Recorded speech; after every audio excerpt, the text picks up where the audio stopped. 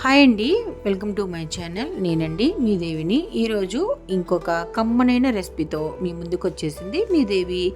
ఈరోజు కమ్మగా ఉండే తోటకూర పులుసు కూర అనేది చేశాను. చాలా కమ్మగా ఉంటుందండి.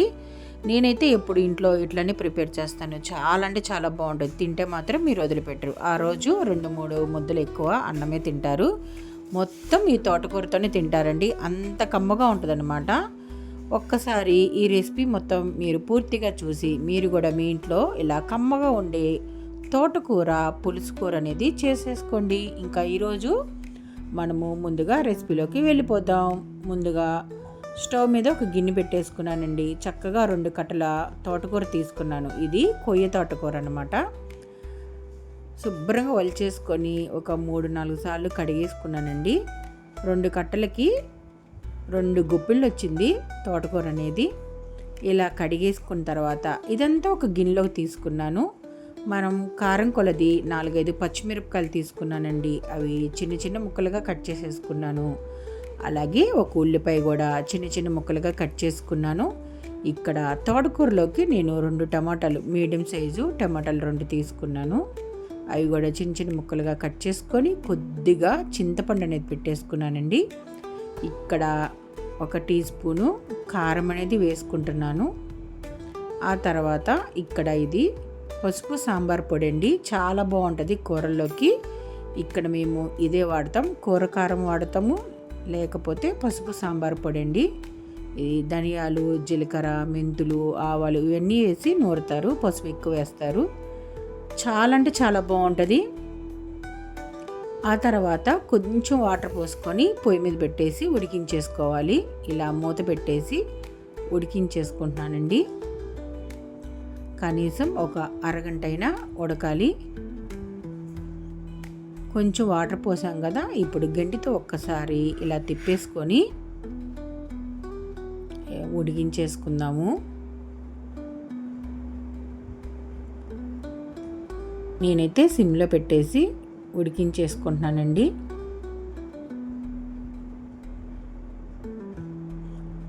చాలా టేస్ట్గా ఉంటుంది. ఈ తోటకూరకి ఉప్పు చేప ఉన్నా బాగుంటుంది. అలాగే బంగాళదుంప వేపుడు, అరటికాయ వేపుడు. ఇలా తోటకూర ఉడుకుతున్నప్పుడే శనగపప్పు వేసుకున్నానండి. పచ్చెనపప్పు నేనైతే నానబెట్టలేదు, డైరెక్ట్గానే వేసేసాను. ఉడికిపోద్దండి, చక్కగా ఉడికిపోయిద్ది. అలాగే కొంచెం నూనె కూడా వేసుకుంటున్నాను. నూనె కూడా వేసుకుంటే కూరలోకి మంచి టేస్ట్ అనేది వస్తుందండి. అందుకని కొద్దిగా నూనె వేసుకున్నాను. నూనె వేసుకొని ఇలా కాసేపు తిప్పేసిన తర్వాత మళ్ళీ మూత పెట్టేసి ఉడికించేసుకుందాము.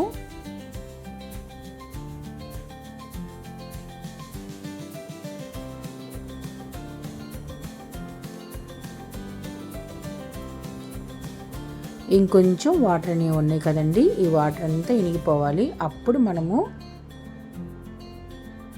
తోటకూర కూడా చక్కగా ఉడికినట్టు.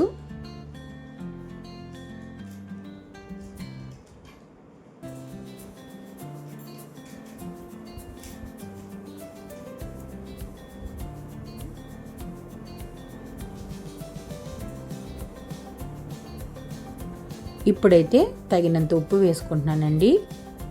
ఉడికేటప్పుడే ఉప్పు వేసుకుంటే చాలా బాగుంటుంది టేస్ట్ అనేది.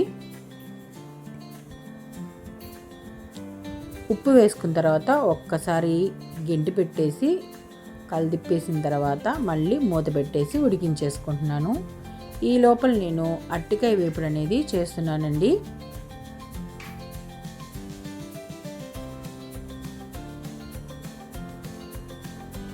ఇప్పుడైతే తోటకూర కూడా చక్కగా ఉడికిపోయింది. ఈ వాటరు వంచేసుకొని మనము పప్పు గుత్తితో మెదిపేసుకొని వాటర్ ఉంచుకున్నాం కదా, కావాలంటే ఆ వాటర్ మళ్ళీ ఈ కూరలో పోసేసుకొని మనము వాడుకోవచ్చండి.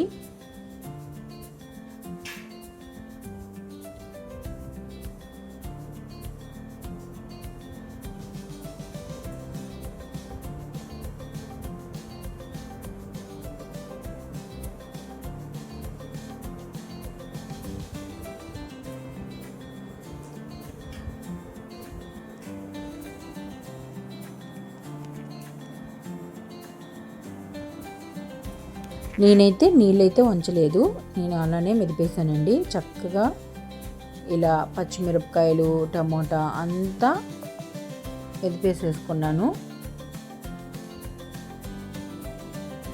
చక్కగా ఇలా మెదిపేసానండి. ఆ తర్వాత ఇప్పుడు తోటకూరకి మనము తాలింపు అనేది పెట్టేసుకుందాము. ఇప్పుడు స్టవ్ మీద ప్యాన్ పెట్టేసుకొని 2 టేబుల్ స్పూన్ల నూనె వేసుకున్నానండి. ఈ నూనె కాగే లోపల చున్నులపాయలు 2 రెబ్బలు తీసుకొని దంచి పెట్టేసుకున్నాను.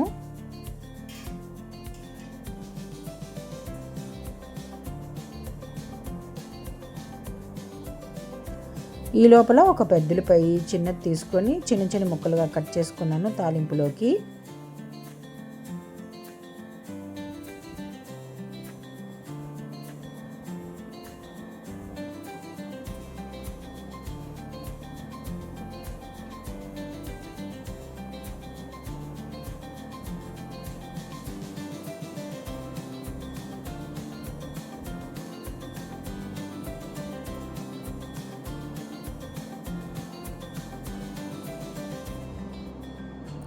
ఇప్పుడైతే చున్నులపై కూడా బాగా వేగుతుంది కదండి. ఈ లోపల ముందుగా కట్ చేసి పెట్టుకున్న ఉల్లిపాయను కూడా వేసేసుకుందాము.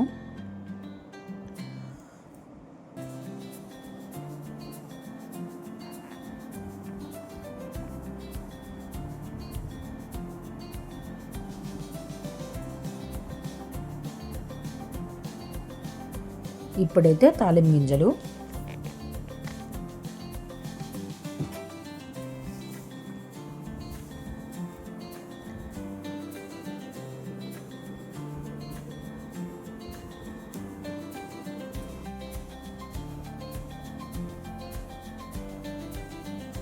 ఇప్పుడైతే ఎండుమిరపకాయలు కూడా వేసుకుంటున్నానండి.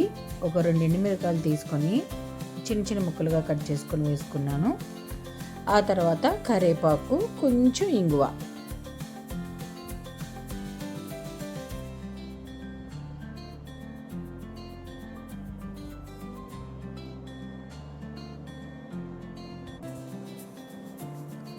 తాలింపు అనేది మాడిపోకుండా మనం ఇక్కడ వేయించుకోవాలండి. మాడిపోతే కూర అంతా టేస్ట్ అనేది ఉండదు.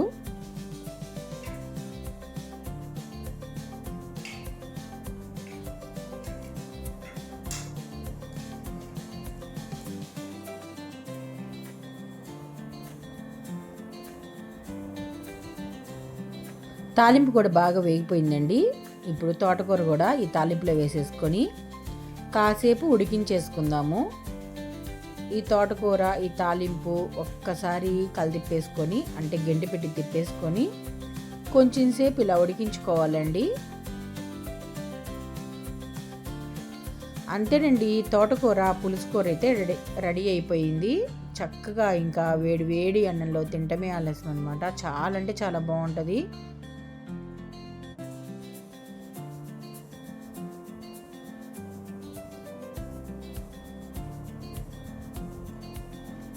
ఇప్పుడైతే సన్నగా కట్ చేసి పెట్టుకున్న కొత్తిమీర కూడా వేసేసుకుందాము.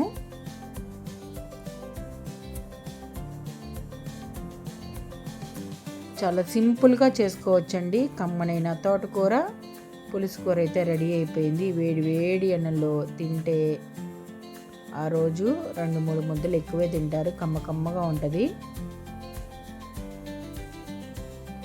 మీకు కనుక నా వీడియో నచ్చినట్టయితే లైక్ చేయండి, షేర్ చేయండి. మీ ఫ్రెండ్స్కి ఇంకొక మంచి వంటకంతో మీ ముందుకు వస్తుంది మీ దేవి. ఓకే అండి, బాయ్.